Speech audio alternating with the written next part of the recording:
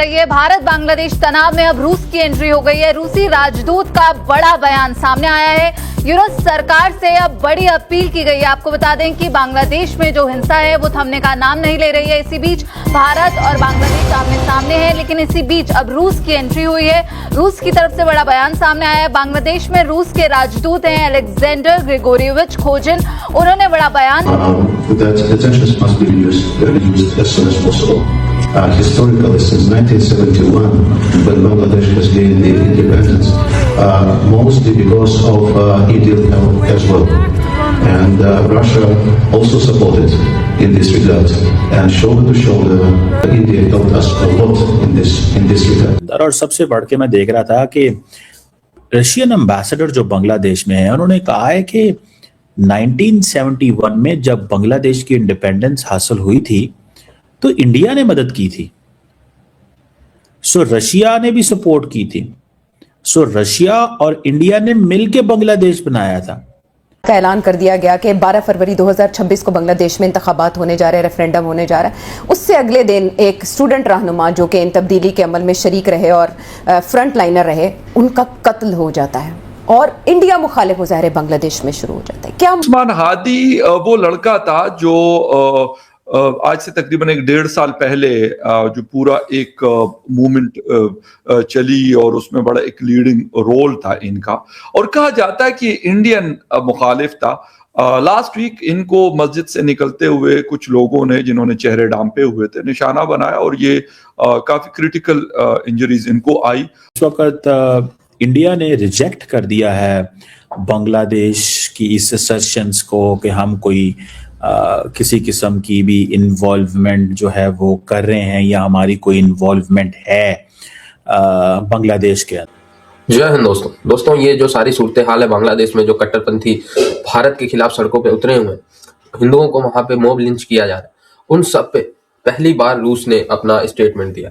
और रूस ने एकदम वाजिब चीजें की हैं कि 1971 में जिस तरीके से अमेरिका और पाकिस्तान मिलके बांग्लादेश बंगाली लोगों पे जुल्म कर रहे थे, तो ऐसे में भारत ने पूरी तरीके से इनिशिएट किया। अकेला जो है वो बांग्लादेश के जो लोग थे उस समय, उनके साथ भारत जो है शोल्डर टू शोल्डर खड़ा रहा और उनकी मदद रूस ने भी की। ये सारी चीजें जो है, जो रूस के एम्बेसडर हैं टू बांग्लादेश, उन्होंने खुल के कही और उन्होंने ये भी कहा बांग्लादेश को कि भाई भारत के साथ मिल के काम करें और यही आपके पास एकमात्र विकल्प है जो आपके लिए सही रहेगा। अदरवाइज ये सारी चीजें आपको जो है मुश्किल में डालेंगी जितना आप भारत से पंगा लेते जाएंगे। ये सारी चीजें जो है क्लियर जो है वो रूस के, आप सोचे भारत में जो रूस के प्रवक्ता है या एम्बेसडर है, उन्होंने नहीं, जो बांग्लादेश में रूस के एम्बेसडर है उन्होंने ये बातें की। तो आप इसी से अंदाजा लगा सकते हैं कि रूस इस सिचुएशन में भारत के साथ किस तरीके से खड़ा हुआ है। पाकिस्तानियों को ये बातें जो है वो बुरा लग रही है कि भाई रूस जो है इतना ओपन सपोर्ट भारत को क्यों कर रहा है, और हम इकट्ठे थे। ये जो रशिया है वो चाहता है कि ढाका और दिल्ली की टेंशन्स कम हो, समझ रहे हैं। अब ये जो सारे का सारा जो इनकलाब मॉन्चो है, जो कि पिछले साल जुलाई से अगस्त 2024 के बीच में वहां पे शेख हसीना के खिलाफ हुआ सारा, उसमें जो इंटरम यूएस गवर्नमेंट है वो कह रहे हैं जी कि ये वो करे। और सबसे बढ़ के एक और चीज भी हुई है कि वहां पे जो बांग्लादेश के होम एडवाइजर हैं, उन्होंने कहा है कि जी हादी उस्मान का जो किलर है वो उसकी लोकेशन का हमें नहीं पता, लेकिन वो इंडिया नहीं गया, समझ रहे हैं। So there is a lot more which is going on, बहुत कुछ है जो हो रहा है। और ये चीज जो है ना, मैं when I am looking at this, so I do see this thing as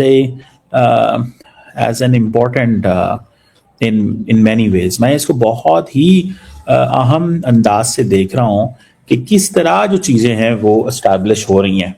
आप अगर सिर्फ इतना देखें कि रशियन एम्बेसडर का ये कहना बड़ी बात है, लेट्स नॉट इग्नोर दिस। इसको इग्नोर नहीं किया जाना चाहिए, इसको इग्नोर नहीं किया जाना चाहिए। और अब देखें, ठीक है जी, ये बांग्लादेश के अंदर जो रशियन एम्बेसडर है, इट मींस कि इंडिया ने रशिया को ये कहा है कि इसमें थोड़ा इंटरवीन करें, आप हमारी हेल्प करें। ये अमेरिकन जो हैं वो उनका ये उन्होंने क्राइसिस क्रिएट कर दिया हमारे, क्योंकि सारा इंडिया एक ही बात करता है, सारा इंडिया एक ही बात करता है, और वो ये कहता है जनाब कि ये CIA और ISI का ऑपरेशन था। ठीक है जी, CIA और ISI का ऑपरेशन था, और ये चीज वो कह रहे हैं। ठीक है जी। मुझे ये लगता है कि this is not going to be the situation. और इनको मेडिकल उसके लिए ट्रीटमेंट के लिए सिंगापुर शिफ्ट किया गया, लेकिन वहां पर भी ये जानवर न हो सके और मतलब इनकी जान चली गई थर्सडे इवनिंग को। उसके बाद हंगामे शुरू हुए, और ये उस वक्त शुरू हुए जब जो इस इलेक्शन अनाउंस किए गए जो वहां की इंटर्म गवर्नमेंट है उनकी तरफ से, और ये खुद भी उसमें कैंडिडेट थे जो उस्मान हादी है। और मैंने अभी तक जो थोड़ी बहुत चीजें देखी है तो उसमें यही कहा जा रहा है कि जी इंडिया से कहा जा रहा है कि आप हमारे जो इसके उस्मान हादी के कातिल हैं वो हमें हमारे हवाले कर दें। रॉ को इन्वॉल्व कहा जा रहा है, जो मुजाहिरीन है वहां पर ढाका में या कुछ और शहरों में काफी बड़े स्केल पे हंगामे इस वक्त चल रहे हैं। लेकिन मसला ये है कि अब यकीनन ये जवाब इंडिया या इंडियन हुकूमत को देना पड़ेगा इस हवाले से कि वो क्या करते हैं, और जो वहाँ के लोग क्लेम करते हैं उसमें क्या मतलब हकीकत है या क्या चीज़ें हैं। मेरे ख्याल से उनकी इदारे या फिर वो भी इन्वेस्टिगेट कर रहे होंगे, और शायद उनको भी कुछ चीज़ें मिली होंगी। लेकिन वहाँ पर जो प्रोटेस्ट हो रहा है और वहाँ पे जो लोग प्रोटेस्ट कर रहे हैं, तो वो ये इल्ज़ाम इंडिया के ऊपर लगा रहे हैं। बाकी रहा पाकिस्तान हो या कोई और मुल्क हो, मैंने कल के शो में भी बताया था कि हर कोई अपने हिसाब से अपने कार्ड्स को खेलता है। वो पाकिस्तान हो, वो इंडिया हो, या कोई और ऐसा मुल्क हो जो थोड़ा सा इन्फ्लुएंस रख सकता हो रीजन के अंदर या फिर सराउंडिंग्स में, तो ऐसी चीजें होती है। लेकिन अभी ये क्लैरिटी नहीं आई कि इल्जाम लगाना और साबित होना दोनों में फर्क है, लेकिन वो लोग इल्जाम इंडिया को दे रहे हैं। बिल्कुल। और एक जगह मैं आज ये भी पढ़ रही थी, सोशल मीडिया पे कहा जा रहा था कि जिस तरीके से वहां पर माइनॉरिटी के ऊपर जो जुल्म किया जा रहा है, बल्कि एक दो शायद डेड बॉडीज भी दिखाई गई कि किसी को मारा गया है उन लड़ाई झगड़ों में, कुछ लोगों की जानें भी गई हैं, तो उनमें कुछ हिंदू फैमिलीज के लोग भी हैं। तो अब कहा यह जा रहा था कि क्या भारत क्या अब निकालेगा जो हिंदू वहां पे रहते हैं, सॉरी जो बंगालीज वहां रहते हैं, बांग्लादेश के लोग जो भारत में हैं, क्या अब भारत उन लोगों को निकालेगा या नहीं, या निकाल देना चाहिए। तो अब इसके ऊपर भी डिबेट चल रही है, इसके ऊपर भी लोग बात कर रहे हैं। और यकीनन क्योंकि बॉर्डर लगा हुआ है बांग्लादेश और भारत का, तो डेफिनेटली ये चीजें आपको लगता है फखर, क्योंकि डॉक्टर साहब अभी भी शायद फोन पर हैं, तो मैं आपसे ही पूछूंगी कि आपको लगता है कि अब जितने इलीगल जो है उनको तो जाहिर है, जैसे हम अफगानिस्तान को निकाल रहे हैं तो ऐसे वो बांग्लादेश के लोगों को निकाल रहे हैं, लेकिन इस किस्म की अगर मारकाट होगी, लोगों की जाने जाएंगी और स्पेशली माइनॉरिटी की जान जाएगी अगर, तो इससे तो गुस्सा और भड़केगा, कम तो नहीं होगा।